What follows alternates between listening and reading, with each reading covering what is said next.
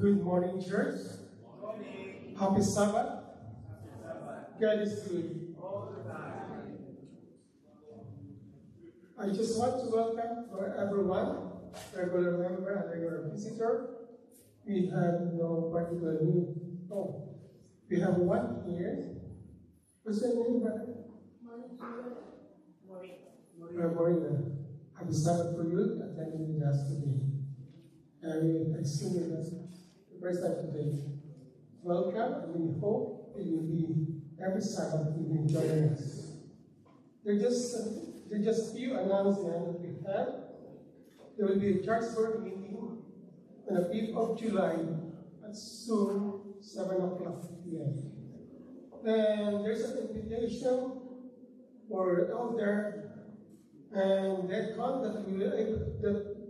they are asking for their services to assist in the meeting at New Vault on the 25th of July for the communion service and collecting offering on 26th of July.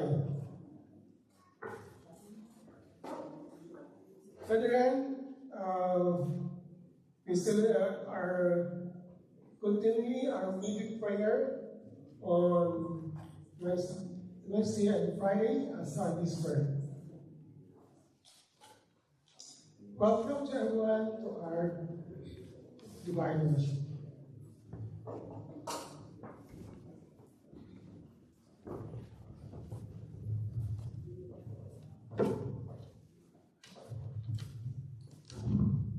Our opening hymn, It's time for our entry.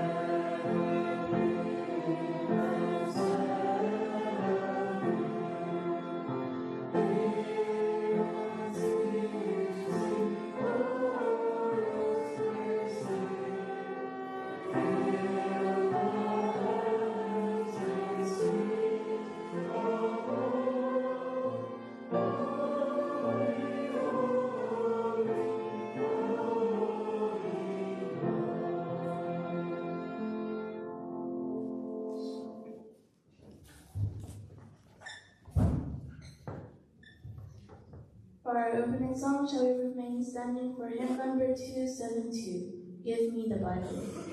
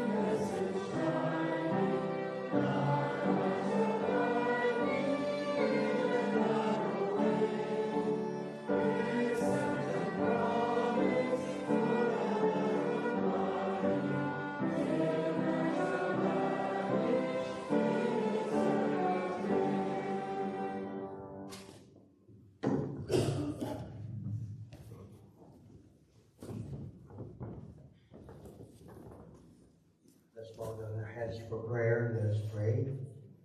Dear kind, loving Heavenly Father, we thank Thee, Lord, that we have gathered here in this Holy Sabbath day to worship You in spirit and in truth. We thank Thee, Lord, that You blessed us throughout the week. We thank Thee, Lord, that You have guided us and made the right choices as we now in the divine service may be that You will help us learn the lessons that we have studied, apply it in our daily lives, so that we will be in that heavenly kingdom that we desire for each one of us. Loving in Jesus we pray. Amen.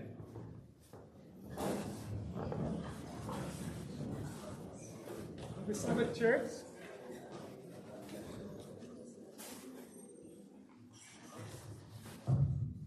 I just want to acknowledge our participant for this worship. We have the music room, our organist from the Ethan, Seth, Mr. Aika. I'm looking for Sister Nori, she's not around. And as part of the piano, our chorister is Sister Rihanna and Brother Pats. On the multimedia is our Brother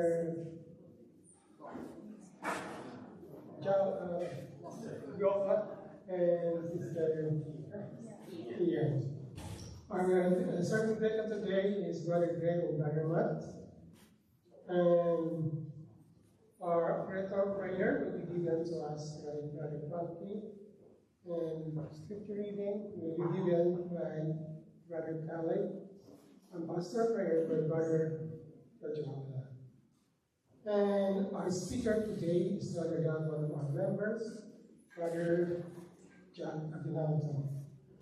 And before he will give the message to the Lord, our Brother Jerry Alfonso will sing a song for us.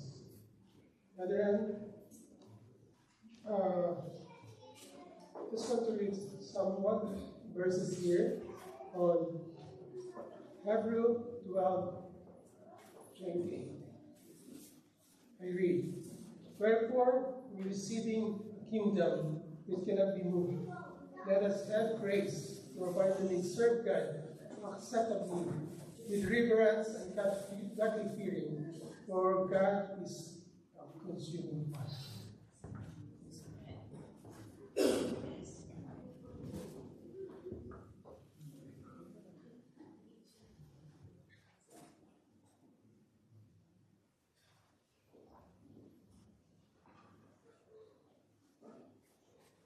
But have you ever wondered what enabled him to endure it all without complaint?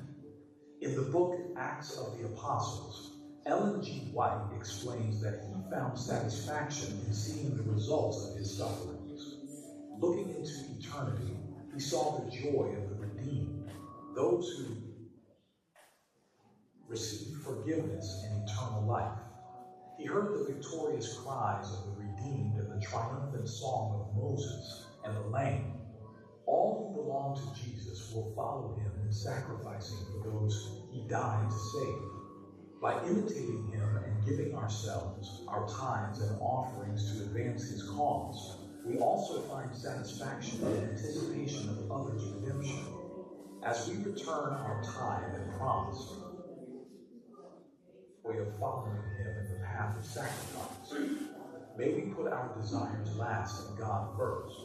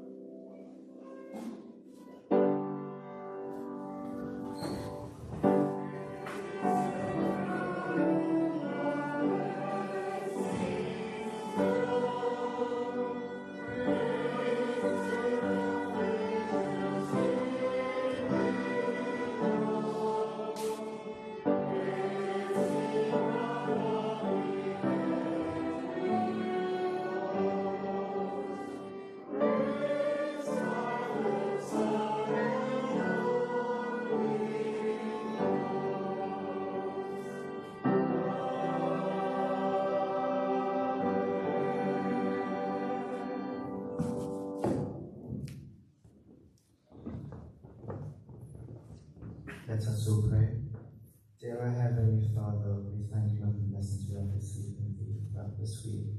We thank you for all the love and protection you have given to each and every one of us. Please bless our congregation's tithe and offering today, in hope that your spiritual word will bless everyone on this planet. In Jesus' name, we pray. Amen.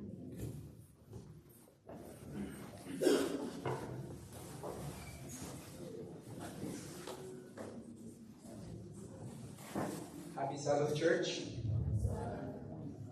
Today's scripture reading is found in 2 Kings chapter 4, verses 80 to 35. And it reads, And it fell on a day that Elisha passed to Shunem, where was a great woman, and she constrained him to eat bread. And so it was that as he passed by, he turned it thither to eat bread. And she said unto her husband, Behold now, I perceive that this is a holy man of God, which passeth by us continually. Let us make a little chamber, I pray thee, on the wall, and let us set for him there a bed and a table, and a stool and a candlestick. And it shall be, when he cometh to us, that he shall turn it thither. And it fell on a day that he came thither, and he turned into the chamber, and lay there. And he said to Gehazi, his servant, Call this Shunammite. And when he had called her, she stood before him. And he said unto him, Say now unto her, Behold, thou hast been careful for us with all this care. What is to be done for thee? Wouldest thou be spoken for the king, to the captain of the host? And she answered, I dwell among mine own people. And he said, What then is to be done for her? And Gehazi answered, Verily, she hath no child, and her husband is old. And he said, Call her. And when he had called her, she stood in the door. And he said, About this season, according to the time of life, thou shalt embrace a son. And she said, Nay, my lord, thou man of God, do not lie unto thine handmaid. And the woman conceived and bare a son at that season, that Elisha had said unto her, according to the time of life. And when the child was grown, it fell on a day that he went out to his father to the reapers. And he said unto his father, My head, my head. And he said to a lad, Carry him to his mother. And we had taken him and brought him to his mother. He sat on her knees till noon, and then died. Then she went up and laid him on the bed of the man of God, and shut the door upon him, and went out. And she called unto her husband, and said, Send me, I pray thee, one of the young men, and one of the asses, that I may run to the man of God, and come again. And he said, Wherefore wilt thou go to him today? It is neither new moon nor Sabbath. And she said, It shall be well. Then she saddled an ass, and said to her servant, Drive and go forward. Slacken not thy riding for me, except I bid thee. So she went and came unto the man of God to Mount Carmel. And it came to pass, when the man of God saw her afar, that he said to Gehazi his servant, Behold, yonder is that Shunammite. Run now, I pray thee, to meet her, and say unto her, Is it well with thee? Is it well with thy husband? Is it well with the child? And she answered, It is well. And when she came to the man of God to the hill, she caught him by the feet, but Gehazi came near to thrust her away. And the man of God said, Let her alone, for her soul is vexed within her, and the Lord hath hid it from me, and hath not told me. And she said, Did I desire a son of my Lord? Did I not say, Do not deceive me? Then he said to Gehazi, Gird up thy loins, and take my staff in thine hand, and go thy way. If thou meet any man, salute him not, and if any salute me, answer him not again. And lay my staff upon the face of the child. And the mother of the child said, As the Lord liveth, and as thy soul liveth, I will not leave thee. And he arose and followed her. And Gehazi passed on before them, and laid the staff upon the face of the child. But there was neither voice nor hearing. Wherefore he went again to meet him, and told him, saying, The child is not awakened. And when Elisha has come into the house, behold, the child was dead, and laid upon his bed. He went in, therefore, and shut the door upon them, prayed and prayed unto the Lord.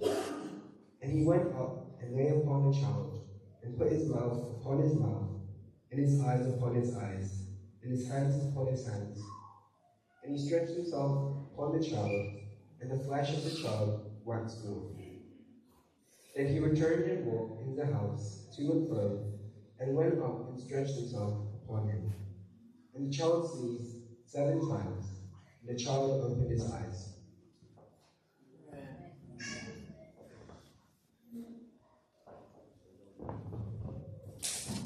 Those who can kneel, please kneel.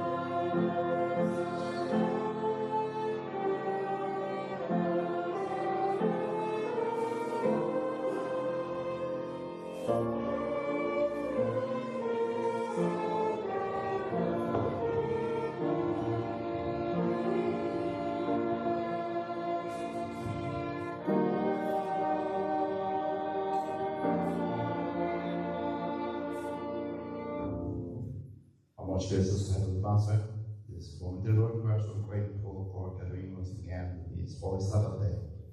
Thank you so much, Lord, for bringing us here on order to worship Thee. The Lord, may our worship be an acceptable in Thy sight. We're so grateful for all things that have given to us for the week. And now, day of rest, be able to give our time unto Thee. And so we pray Thee, Lord, may Thou, Holy presence, be upon us. We ask Thee, please abide in us as we continue worshiping in Thee and this Holy Sabbath day, that our mind be open into Thy holiness. We are so grateful to Lord for receiving all those blessings and care from Thee. We pray to Lord for all the victims that have been and their tragedy and their survival, wherever they are, dear Lord. They are Your people, those people who flee to the mountain in order to be saved. Those people who mourn for the loss of their loved ones. The Lord is just showing that Your soon return is approaching. And so we're praying, Lord, that every one of us will be helped by Your Holy Spirit, that we'll be able to be prepared in Thy soon return.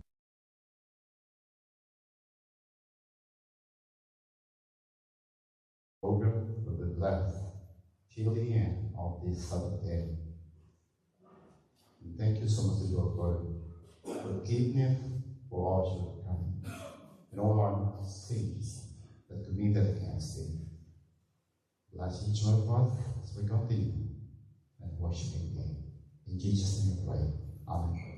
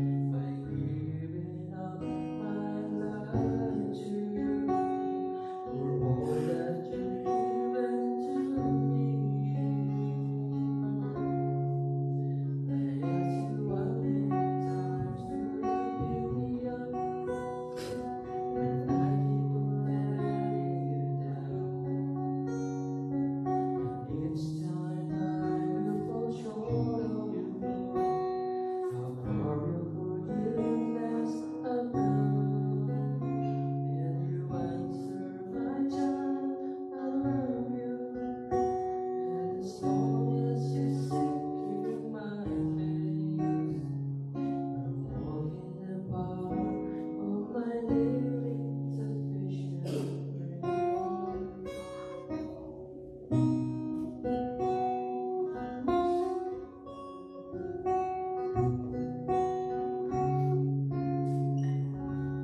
title of my message this morning, this Sabbath day, is Lesson from the Shunammite Woman. Lesson from the Shunammite Woman.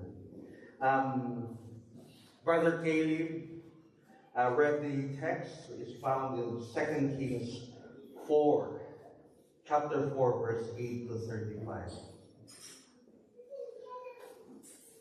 Thank you for that message of song. It was beautiful. Anyway, verse 8. One day, Elisha went to Shunem, and a well-to-do woman was there who urged him to stay for a meal. In our lives, we usually have a Shunammite woman in our lives. For me, my Shunammite woman is an Atenini, Elma Tristan. She's my Shunammite woman. Every time I go to the church, Jan, I cook adobo. There's food here. There's food here. Rub that food. Are you having lunch here, Brother Jan? Tinining always asks, no, I don't like to eat here. It's vegetarian week. But she always said, let me take out this food for you. For me, my Shunammite woman is Tinining.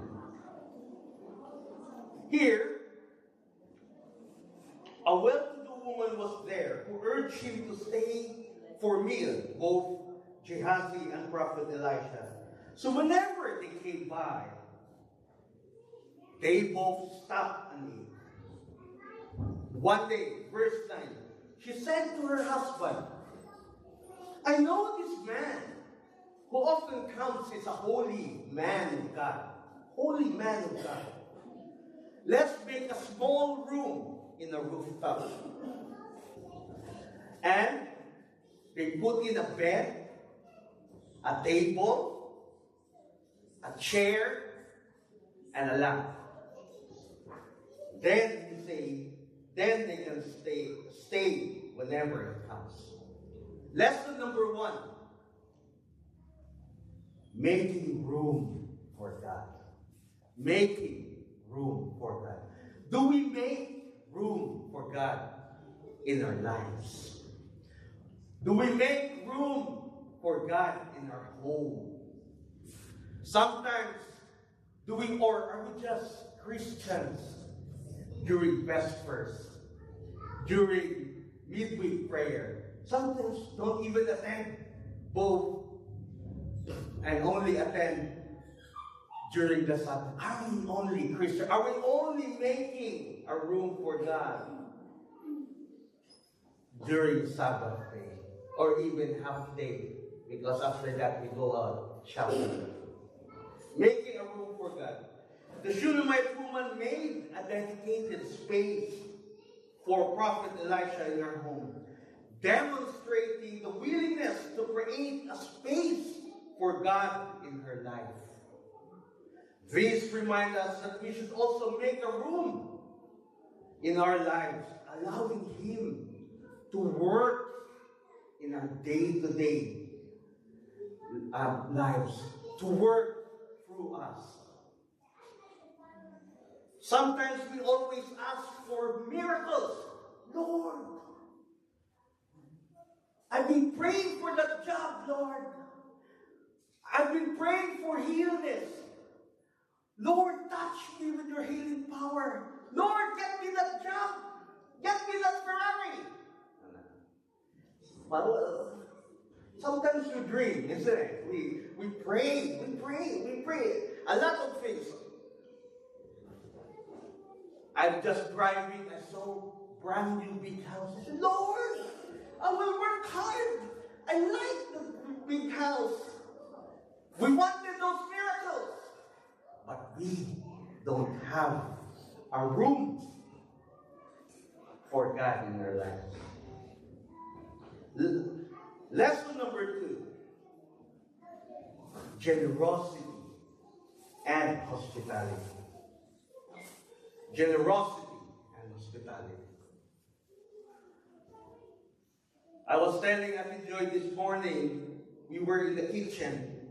I said, Ate Joy, Kuya Nari, and Brother Jansi would understand this because we are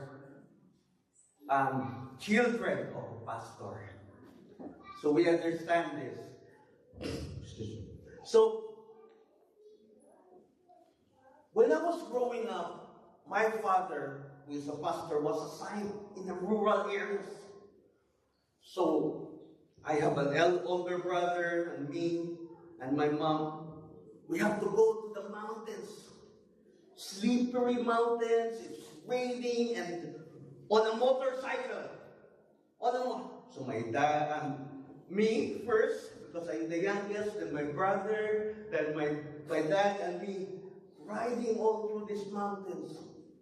But I remember all the time that in the rural areas, these poor families, they were always hospitable. Even though we sleep in the bamboo, those bamboo nipa huts. Probably those non-Filipinos wouldn't understand, but in mountains, we sleep only in the wood, bamboo wood, and they would only serve us kamote. What is kamote? Sweet potato in the morning, sweet potato at lunch, sweet potato in the evening, and my dad will go there 2 weeks of sweet potato. But the hospitality and generosity of those brothers and sisters in the rural areas, and I'm sure Brother Jansi would experience this also in Pakistan, right, brother? Generosity and hospitality. The Shunammite woman is consistent act of kindness towards Prophet Elijah, including providing him with room, with meals, demonstrate a heart of generosity and willingness to serve. This teaches us the importance of opening our homes, opening our hearts to others, especially in those in need. I'm glad that Elder, what's your name? Elder, I don't remember. Ramesh. Elder Ramesh preached in the Mother Church. And I would never forget because he said that in Mother Church there were homeless that tried to come in the church. And of course, there is a policy in the church. You cannot just allow these homeless people to come in. But, Elder Ramesh, when I went home, it bothers me, that message, because this is the home of God. And we always preach generosity and hospitality, and then we cannot provide a meal, a shelter for the people in need. I think do you still remember when you quote that, Elder Ramesh, right? In your message in the Mother Church. That's why it keeps. I went home really confused when I went there because, yes, we have a church policy, but at the same time, isn't it the policy of God is to cater those people in need? And I've seen that when I was growing up. I've seen that when we are assigned, yes, sweet potato for the whole week, but they catered these people. Believe me, I saw how hard those families are, but they are still willing to open their doors.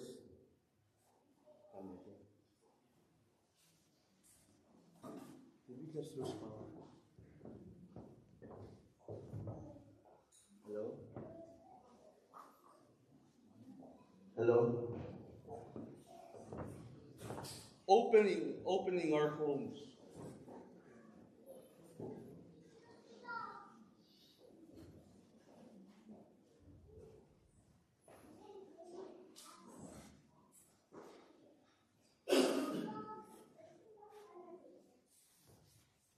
Hello? Hello?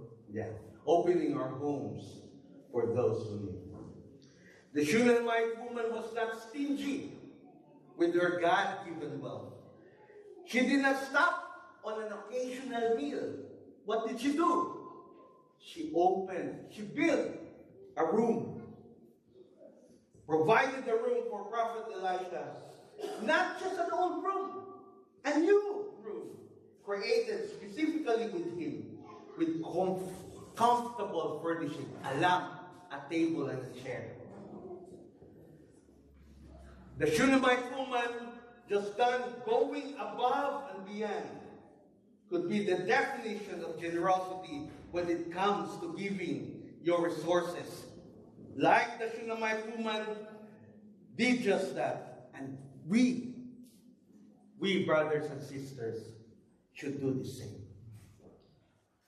I don't know about you, but whenever I stand in that machine there's a machine, isn't it? And you put your card and you have to pay. And then every time I stand there to give that card there's a card with a pin. You put your pin number and then you pay. It takes me like few seconds. How much am I giving today? Or maybe if you bring your cash, when you withdraw cash, you would say, 10 pounds, please. Isn't it? Why not just 100 pounds? Sometimes we become stingy when giving our offerings.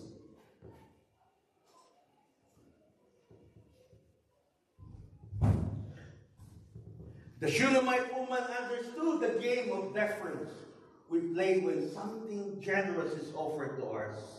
Instead of being swayed by Prophet Elisha's hesitancy to accept her gift, she graciously insisted he take it.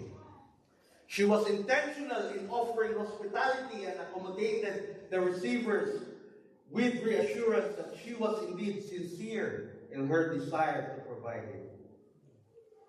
I want not only to offer hospitality, but also make it easier for others to take me up on it. We have to give. We have to give. We have to give. I've seen messages when they are giving double tithing.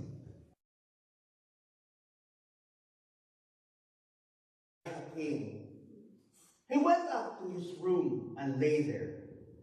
He said to his servant Gehazi, call the Shunammite woman. So he called her, and she stood before him. Elisha said to him, tell her, you have gone to all this trouble for us. Now what can be done for you? Can we speak on your behalf to the king or the commander of the army? Shunammite woman replied, I have a home among own people. What can be done for her? Elisha said, verse 14. Gehazi said, she has no son, and her husband is old. Then Elisha said, call her. So she called her, and she stood in the door. About this time, next year, Elisha said, you will hold a son in your arms. She replied, no, my Lord. She objected. Please, man of God, don't mislead your servant. Don't mislead your servant. While I was reading this, I want to point out another point, which is God sees are buried dreams. Some of us here has dreams. Some of us wanted a child. Some of us wanted a better future, a better husband, a better life. And I myself, I wanted to be a doctor. Dr. Arthur. I wanted to be a doctor. It didn't happen because I went to the different path. But there we go. We have broken dreams. Some of us wanted to better husband, to have a better future, better job.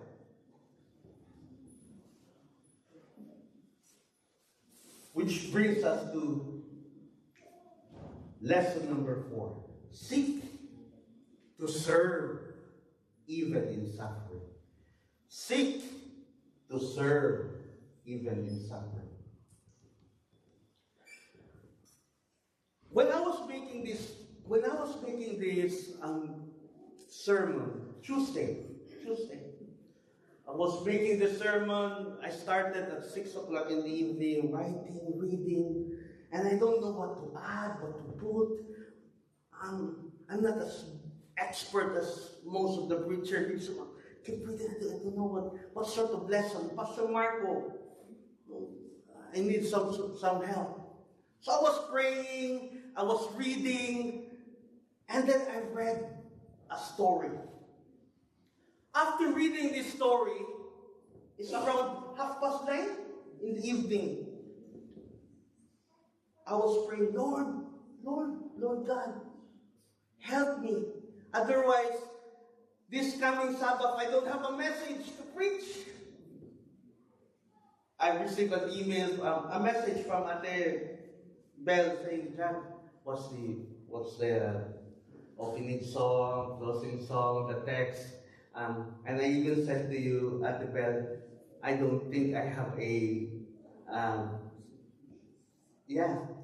visual aid. I don't have a visual aid because I wasn't prepared. I'm very confused. Anyway, Elder Vernon, while I was praying, I heard my phone keeps beeping, ding, ding. And then so after praying, I opened the message. Kuya Vernon here said, Jack, are you free? Can you message me? I said, yes. So Kuya Vernon called, Jack, I received a phone call from Pastor Tim. Pastor Tim, Jack, we have a brother in Whitney who is coming from a different church. Can I say, check Basingstoke? Basingstoke. And I said, yeah, I've just finished praying with Vernon. What is it? What is it? He said, he desperately need some help. This young black man was attacked by 2 groups of gangs in Whitney. Very scared. Very scared. John, Kuya Vernon said, I'm so sorry, but this is 9:30. Are you free? I know you're very busy, but are you really free? And I said, give me that number. Give me that number, and I will help. In my mind, immediately, God, I don't know what's going on. Well, I don't know what to preach, but suddenly, you're giving me something to resolve. So I told my child, because my wife was working, so I said, son, Joseph, get up. So, let's go in the car. So I called this gentleman because you gave me the number. I called this gentleman and said, brother, this is Brother John from Oxford Church, Oxford International Church. I was told that you need some help. This young man really scared of his life. He said, thank you for your call, brother. I'm so scared to come out there's a lot of gangs outside waiting for me. Waiting for me. I said, can I see you? He said, if I will pass at the back of my flat, I could go easily to Co-op shop. So I said, all right, let's meet to Co-op. So I drove there to see him in Co-op. And when I was waiting there, I just left the kids in the car and I said to Sam and Joseph, Sam, whatever happened, don't open the car. Don't open the car. So I went to Co-op and I was standing, and inside the Co-op I could hear these gang people were saying they were very angry because they said a white woman was attacked by a black young man on his bicycle. They were very mad. So while I was standing there, I said, oh my God, if I will meet him inside here in the Co-op, they might hurt him. So I said, I keep texting him, don't come to Co-op. Don't come to Co-op. They're here. They're waiting for you here. They're waiting for you. So I came out and I messaged him. I said, that red Land Rover, if you see the red Land Rover, run immediately. Run inside. So I turned on my light so that he can see, and he ran straight to inside the Land Rover. He was really scared, really scared. He said he was traveling from Basingstoke, and when he got down, he rode his bicycle, red bicycle. He fixed that person that attacked that white lady, and the gang attacked him. They took his bicycle and they were about to hurt him. They took his bicycle, they took his bag, and he ran. He was so scared. So I ran to Burnham, and he was also on the phone with another sister called Janet to help him, and we decided to take him to the police station. And police interviewed us, no. But this immediately answered my prayer. Answered my prayer. Because this man is suffering. Attacked. Because attacked while black. That's why. Yeah. He was there in the wrong place at the wrong time. Wrong place at the wrong time. I don't actually, to be honest with you, you cannot call me, brothers and sisters, you cannot call me. I will just ignore your call. But honestly, I'm not the type of person who will just answer calls. I don't, I'm sorry. But this time I was asking myself for answers. And what he was telling me and we talked about, I said, you know what, he said to me, brother, I don't know your name, but you are the answer for my prayer. And I told him, brother, I don't know you too, but you are also the answer of my prayer. And he said, why? I said, I was reading a story about Corrie ten Boom. Has anybody heard about Corrie? Well done, well done. The Corrie ten Boom, the hiding place. I was reading this Dutch Christian was helping the Jews during the Nazi regime and was betrayed. So the father and these children, Corrie, Betsy, and Noel, is it Noel? They were taken to the prison camp, yeah? They were tortured. They suffered a lot. And while I was making this, I cannot help but think how this suffering would lead to help and still serve while suffering. And I said, I don't know. I can't. I would probably say, no, Lord, I can't do that. I can't do that. I don't know. Even after that incident, I don't think I can still do.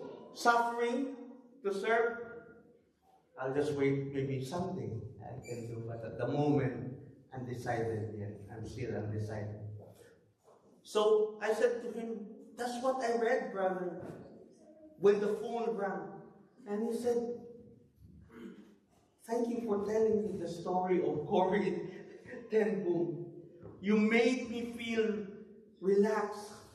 That even if this gentleman, and even if Corrie continued to serve, Betsy, his sister, died in the concentration camp during the Nazi regime. But this gentleman, this young man that I have said, if they continued to serve even when suffering, I believe that God will help me in what I'm experiencing right now. We parted ways. I prayed for him, and then I took him back home. And then the next day, I had several phone calls with the police, helping them. Oh, my friends were not happy that I was, why are you helping? You're putting your children in trouble. What if those gangs will see you in Whitney? They might hurt you. But that was an answered prayer for me. And I've also answered his prayer. Seek to serve even in suffering. When Elisha wanted to return the favor of her hospitality, he promised her a child. Through her response, no, my Lord. O man of God, do not lie to your servant. We come to understand that she has been childless for a long time. Longing for motherhood while bearing the pain of infertility. The fact that Elisha was unaware of her barrenness revealed that her personal suffering was not stifled her willingness to serve others. In her personal pain, she resisted turning inwards, not focusing on herself, but instead, she turned outwards and towards others in sacrificial service. The Shunammite woman has taught me that I can be a victim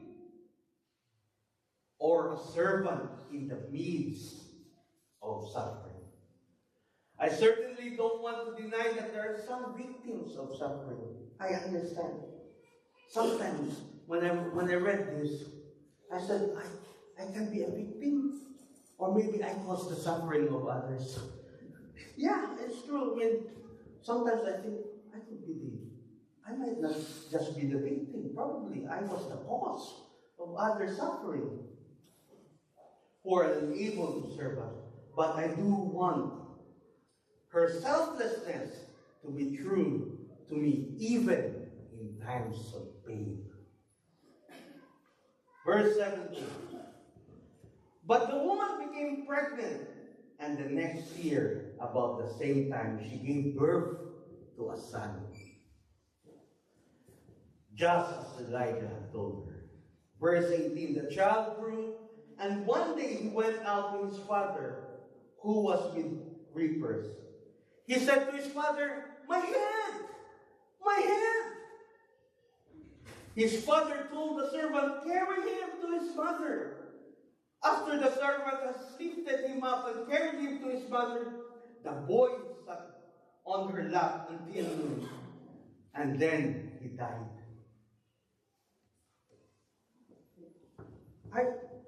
While I was reading in this verse, makes me wonder,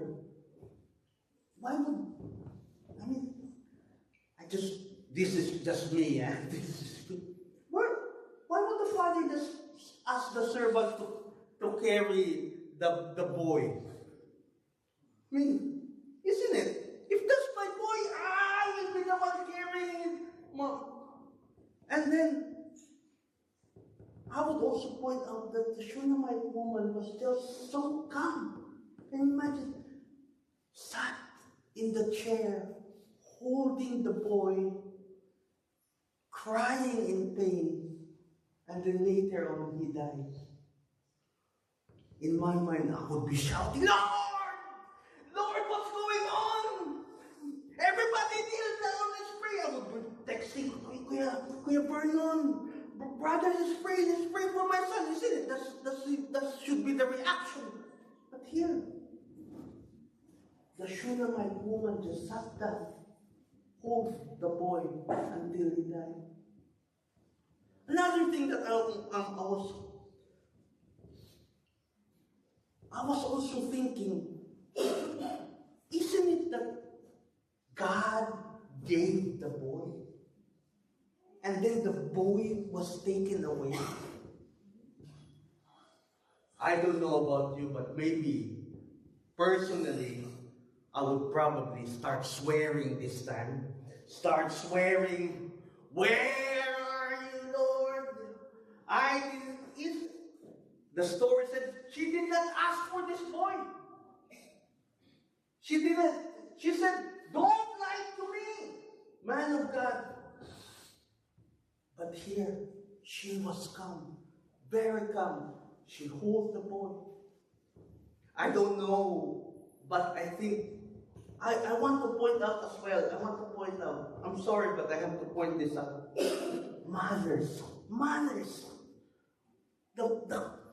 The confidence of a mother. I'm sorry, fathers, but I really wanted to point mothers here. The mom. I don't know, but the mom, my God, the mom here, she went above and beyond. She I don't know, but I think moms are the best. Moms are the best. It's just me.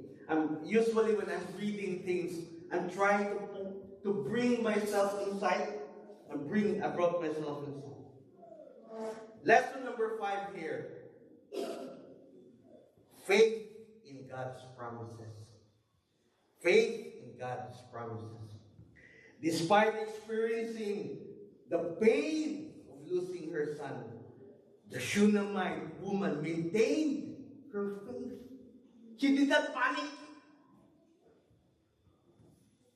and sought Prophet Elisha's help. This shows that even in the face of tragedy, we can trust in God's promises and seek His intervention.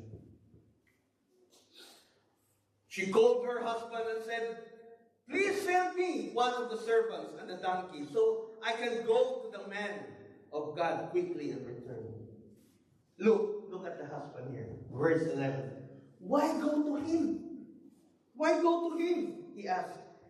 It's not the new moon or Sabbath.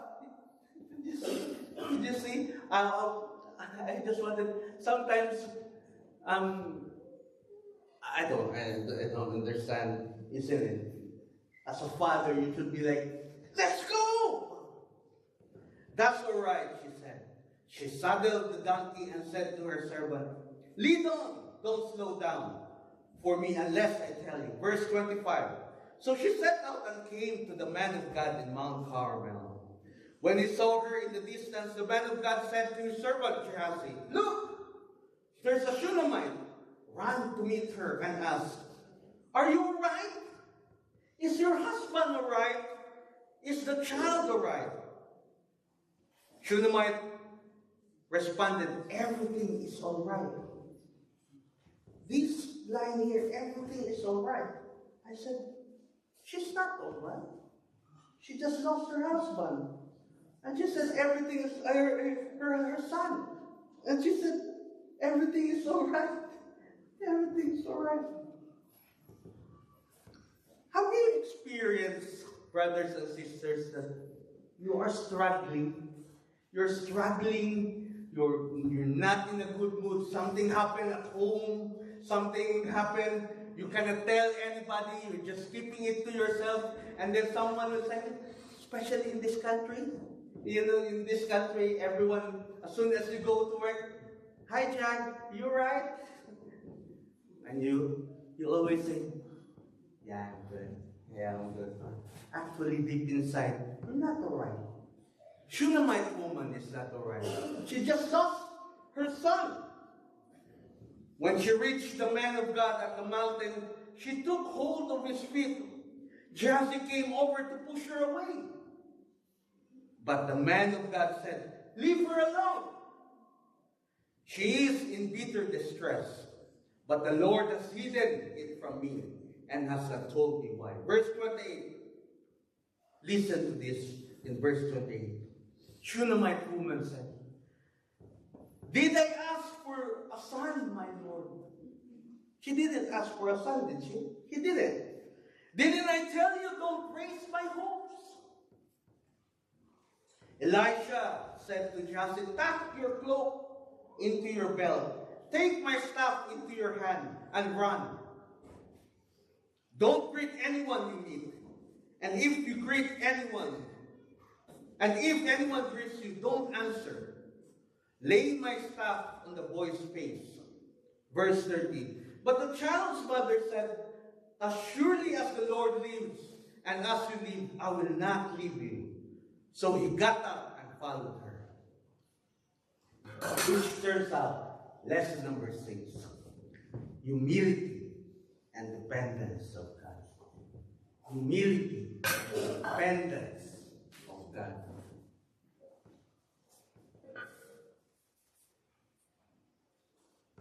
I have a similar story like Kuya Vernon, because I remember you told me a similar story about when I was young, maybe same age as Sam or maybe younger than Sam.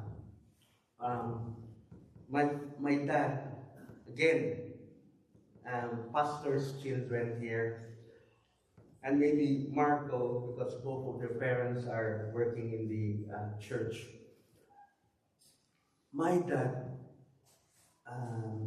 in the Philippines, every quarter they will be, Kuya knows this because he works in the mission conference, conference.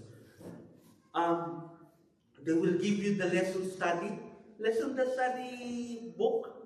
Isn't it that they will give it to the pastor, and the pastor will give it to the church, but they will charge it to the pastor.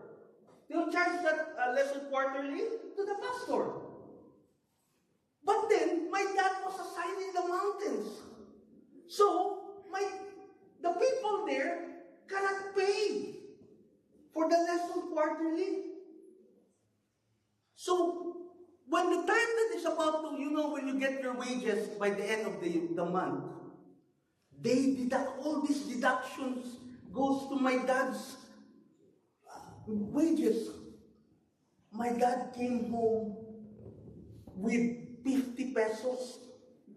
50 pesos in our money here, what? 70p? 70p? Excuse me, 70p. To feed his family for the whole month, 70p. Because the poor brothers and sisters in the rural areas cannot pay. But they charge it to my dad. I'm sure, Ate Joy, I'm sure your dad, Kuya Nari, has experienced this as well. When my dad came home and handed over the wages to my mom, both of them I saw. I was so happy. I saw them crying. And I said to myself, sweet potato again for the next whole month. Sweet potato again for the next whole month. So we prayed. My dad said, Raya and Jad, my sister's not born yet. Let's pray. So we prayed and prayed and prayed the whole day. Similar to your story. And for whatever reason, the door knocked. And when my dad opened the door, she received a letter from a friend of ours that she was a ninong, godfather in the wedding. godfather in the wedding, and there's a letter. So when my dad opened the letter, you know what's inside that letter? $100 US dollars. Oh. We were so happy. I said, oh, especially me. I said, oh, roast chicken. Roast chicken. Roast chicken. Definitely roast chicken. The Shunammite woman's humility is evident in her willingness to receive help from God through Elisha. This teaches us the importance of acknowledging God, acknowledging our dependence on God, and seeking His help in all circumstances. Lesson 7, perseverance in prayer.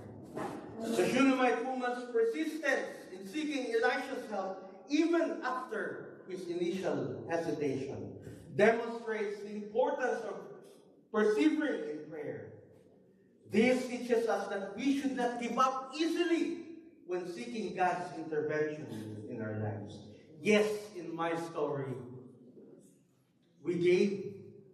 my dad received that letter immediately.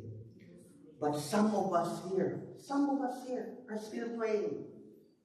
Some of us here are still praying for answers, praying for healing, praying for miracles, praying for a better job, praying that we could bring our children to church, praying that we can bring our husband to church or wife to church. Don't hesitate. Continue with that praying. Continue with that praying. I was sharing this, isn't it, Sister Aika? Last lesson. My grandfather was telling me, Jack, you sleep early, be good boy, Jack, because God is coming soon. God is coming soon. My grandfather died. My father said, John, behave. Because Jesus is coming soon. My dad died. So, but still continue with the praying. Because I'm pretty sure things will happen. Verse 31, Gehazi went on ahead and laid the staff on the boy's face. But there was no sound or response. So Gehazi went back to meet Elisha and told him, the boy has not awakened. When Elisha reached the house, there was a boy lying dead on his couch. He went and shut the door on two of them and prayed to the Lord. Verse 34.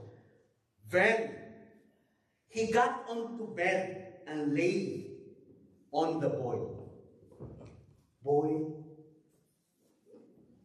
Elisha went, lay on top of the boy. Mouth to mouth, eyes to eyes, hands to hands.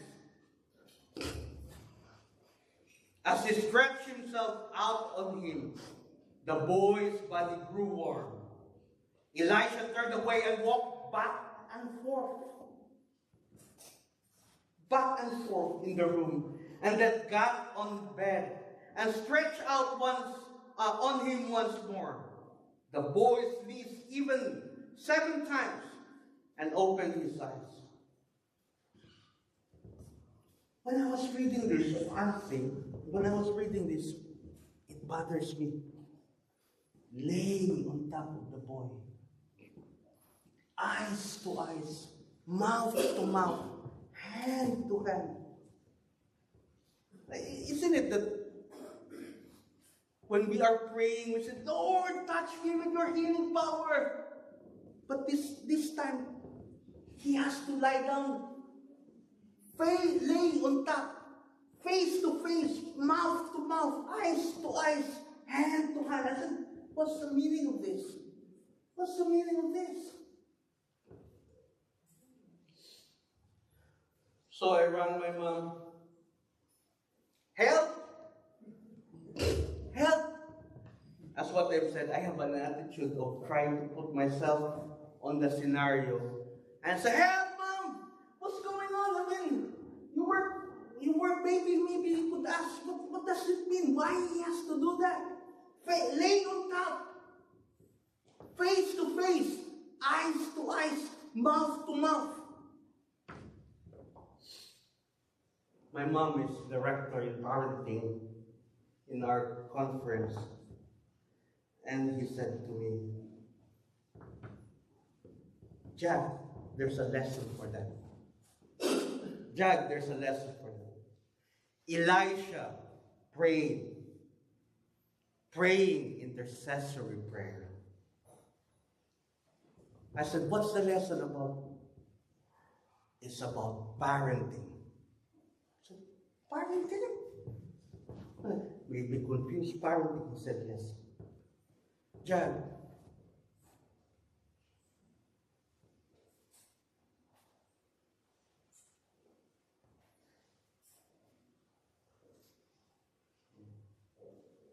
he said, the room here is representing our home. The room represents our home. The woman represents the parents. And the son here represents the children. Oh, okay, that's something new. And she said, our home is the battleground. There is a controversy between good and evil. There is a controversy between life and death. Elisha praying is an intercessory prayer. When Elisha laid upon the boy, it means as parents, we need to have a full attention to our children. And I understand because there was a time when I went to the different direction of my life, and every time, and this is true, I'm not scared sharing it with the church. This was on my teenage days, maybe after teenage, but still continue. But I remember coming home late. You know, when you drive home and you're driving like that because you're drunk, maybe a bit of high, and I remember I have to crawl back in my room, and then while I was sleeping on the side like that, I don't know what's happened, I could see my mom and dad. They're kneeling down and praying at the time when we experienced. I don't understand. For me, at the time, they were just disturbing my peaceful sleep. But now I understand. Lay upon the boy full attention to our children. And I said, well, how about the mouth to mouth, Mom? She said, open communication. Open communication to our children, to our young children in the church. Open communication. Eye to eye. Listen to the child's point of view. Our godly confrontation with our children, eye to eye, meaning talk to them heart to heart. They will revive spiritually. And I raise this not to you but to me, because sometimes when I lose my patience, the swear words that comes out in my mouth, the name calling, I don't know. That probably that's the challenge that I keep asking the Lord. Help. Lord, I want to change, but still, you know, sometimes when we lost it, we just, words comes out in our mouth. How about hand to hand, Mom said. That means guidance to our children. Hold their hands. Take them to church. Take them to church. And this is the reason that even how tired I am. I don't know, every Saturday, that's when I feel all the pain in my back, all the pain in my arms. And I don't know, at work, at 6 o'clock, I am already awake, but on Saturday, it's already 8 o'clock. I'm still very tired and I wanted to sleep additional 1 hour, Lord. But still, I have to wake up. I have to tell my children, come on, let's get up. Come on, and I have to prepare their clothes for the Sabbath so that come here. Most of the time, I don't want to come to church. I'll be honest with you. but there's always that one thing in my mind when I say, Lord, I'll just watch Pastor Mark Finley or 3 Even, or I'll just watch this video because this is live in Facebook, lying down there. I don't have to prepare. Hand to hand means guidance to our children. I know that I could see, if you notice when I come in with my kids, I just sit down there and you see my boy running around, and sometimes I don't see it, isn't it? I'm just like, I see Ate Belle holding Joseph and everything. But, you know, the point there that I bring them here because I just wanted them to know God. I don't care if they're running there. At least they know that on a Sabbath, even if I'm not in the mood, most of the time, do you notice, I'm just sit on the side and you go around with me and I'm just sitting down there, don't even say hello, don't even shake hands. You notice that? But I said, what about walk back and forth? She said, we need to follow up on our children even when they are adults. We need to follow up our children even when they're adults. I personally, I am lucky because my mother calls me every day and worship with me. No choice. As soon as ring, as soon as I answered the phone, I sit down. To God be the glory. So even if anything, and then we will read me the devotional. Then after that, we pray together every day. But now I understand. We need to follow up our children even when they are adults. To close, she said, when the child was alive, Elisha said, take your son. Take your son. When Christ will come, God will also say, take your children. Take your children. And enjoy life eternally. Because of the Christian influence that we will be doing to our children. I hope that I've shared a little bit of lesson that we could take it in our day-to-day lives. May God bless us all. Amen.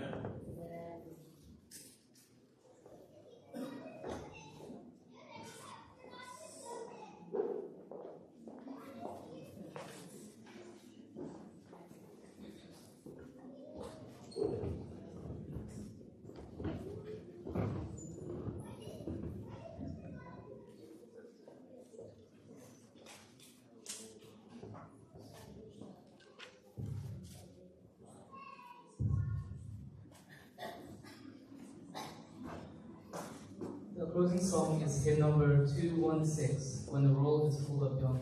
Can we stand up for the closing song?